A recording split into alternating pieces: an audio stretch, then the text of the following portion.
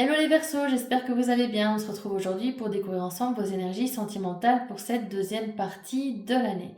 Alors comme pour le premier semestre, on va regarder ce qui se passe mois par mois. Et pour rappel, il s'agit d'un tirage général, donc il ne pourra pas parler à tout le monde. Prenez simplement ce qui résonne pour vous. On va commencer l'interprétation de ce tirage par la carte de l'énergie principale pour votre deuxième semestre qui parle de fin d'un cycle. Alors c'est une carte que j'ai tirée dans l'oracle des archives akashiques et que je vais vous montrer de plus près parce que je trouve qu'elle ressemble assez fort à la carte de la mort dans le tarot. D'ailleurs, il y a beaucoup de notions qui sont similaires dans ces deux cartes. On parle de clôture, de rupture, de fin de cycle, de lâcher prise, d'apaisement, en fait une mort pour une renaissance. Et avec cette carte comme énergie principale, pour moi, il y a clairement quelque chose que vous allez devoir laisser derrière vous pendant ce deuxième semestre les Verseaux. Alors ça peut être une relation pour certains ou certaines d'entre vous, mais ça peut aussi être une situation ou simplement une manière de fonctionner.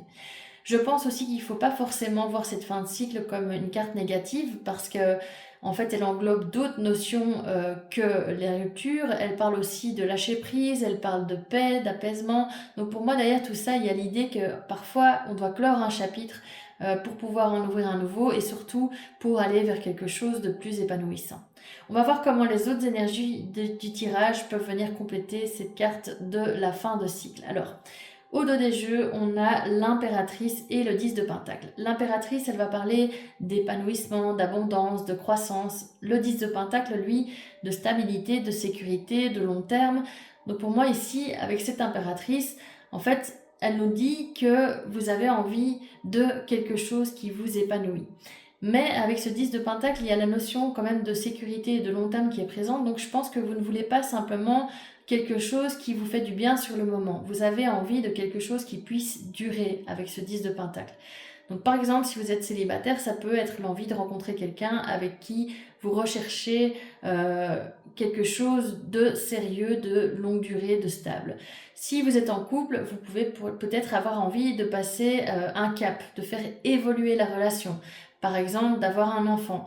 Ce qui pourrait être très probable, puisqu'avec cette carte de l'impératrice qui est liée à tout ce qui est fécondité, fertilité, on parle souvent justement de grossesse.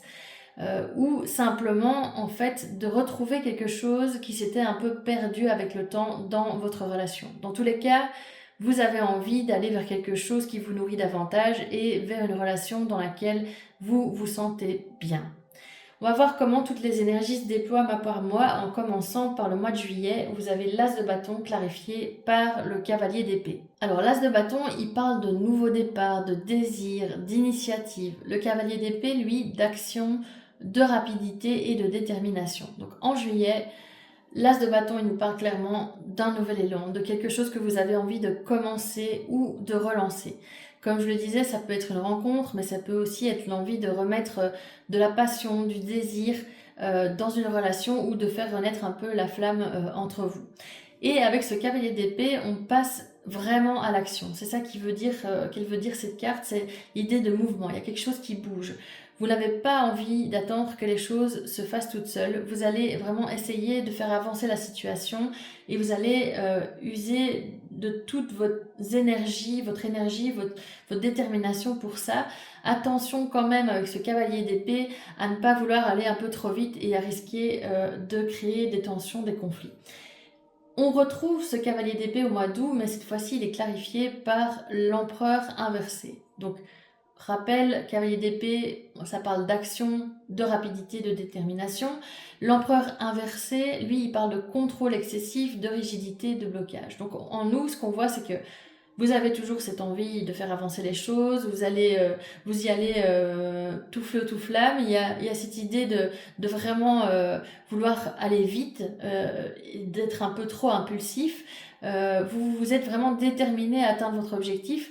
Par contre, avec cet empereur qui est inversé, il y a potentiellement une tendance chez vous à vouloir trop contrôler la situation. En fait, vous essayez de faire en sorte que les choses elles se passent comme vous le voulez, au moment où vous le voulez, sauf qu'en amour, bien entendu, on n'est jamais seul à décider et à trop vouloir contrôler, maîtriser la situation, vous pouvez finir par créer des blocages, voire des tensions.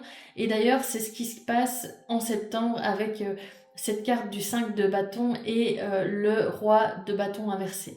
Alors le roi de bâton, quand il est inversé, il parle de quelqu'un qui manque d'assurance, qui peut avoir du mal à avoir confiance en lui ou en l'autre, mais aussi le côté de nouveau impulsif, autoritaire qui peut aussi ressortir dans cette carte. Donc le 5 de bâton, lui, il va nous parler de tension, de conflit, d'opposition. Donc on sent bien qu'en septembre, avec ce roi de bâton inversé, on est face à quelqu'un qui commence à perdre confiance en la situation ou qui réagit de manière très impulsive parce que les choses ne se passent pas comme prévu. Et ce quelqu'un, à mon avis, pour moi, c'est vous.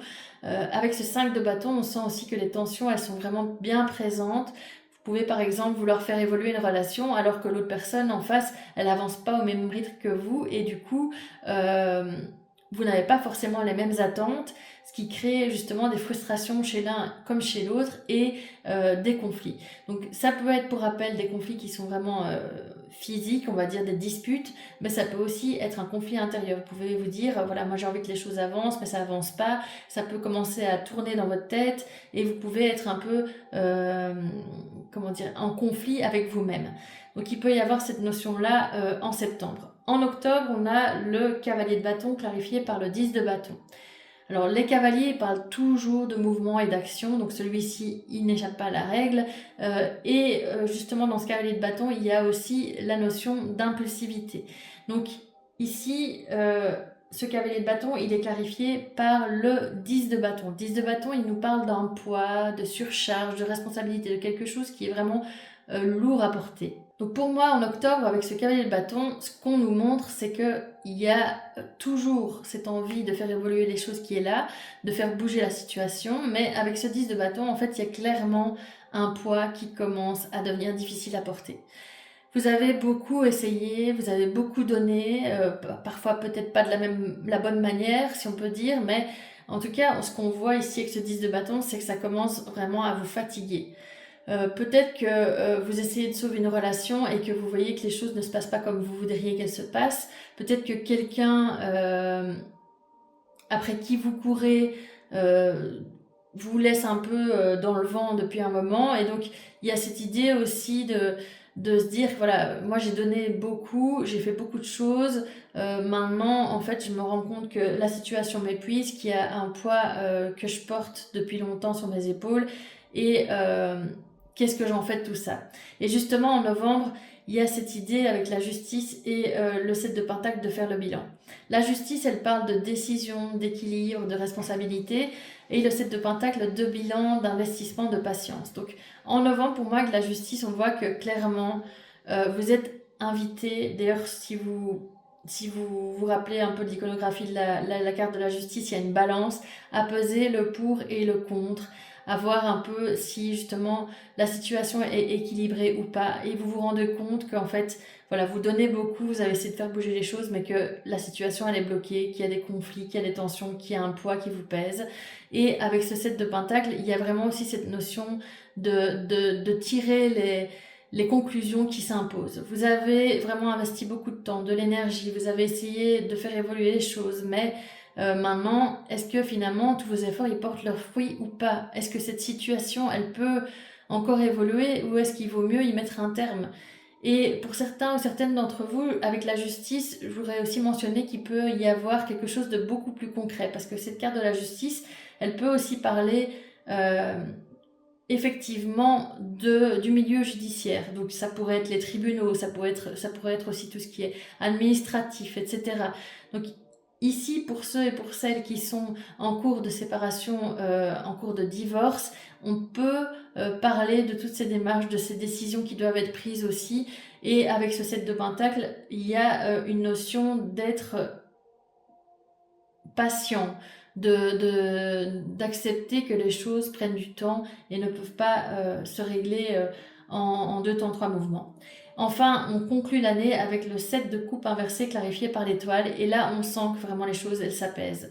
Le 7 de coupe inversé, il parle en fait de clarification. Il y a quelque chose qui s'éclaircit.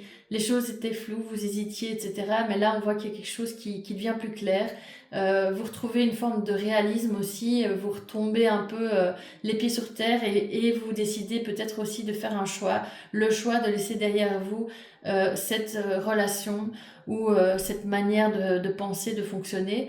Et donc, ça vous amène à retrouver une forme d'espoir avec l'étoile qui parle d'espoir, de guérison, d'apaisement.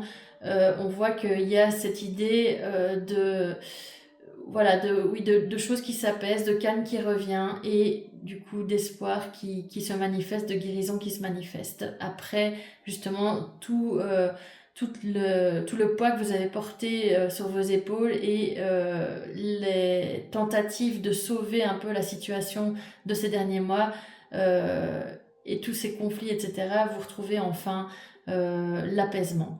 Donc pour résumer ce tirage, je dirais que en fait vous commencez le semestre avec une vraie envie de faire évoluer une situation sentimentale, d'aller vers quelque chose qui vous épanouit davantage. Vous voulez essayer de les faire avancer les choses, mais peut-être parfois un peu trop vite, un peu trop fort, un peu trop de manière autoritaire, jusqu'à ce que vous vous rendiez compte que vous ne pouvez pas tout contrôler et surtout qu'on ne peut pas porter indéfiniment non plus une situation qui devient trop lourde.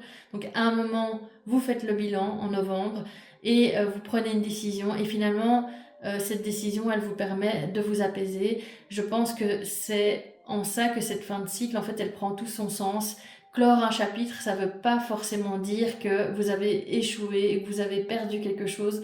Ça peut aussi être une manière pour vous de lâcher enfin ce poids qui vous pesait sur les épaules et de retrouver de l'apaisement et surtout de laisser la place à un nouveau chapitre et à ce nouveau chapitre dont on parlait au début du tirage. Voilà, j'espère que cette guidance vous a plu et qu'elle a résonné en vous. Si c'est le cas, n'hésitez pas à la liker, à la commenter, à la partager et puis surtout à vous abonner à ma chaîne pour ne pas manquer les prochains tirages.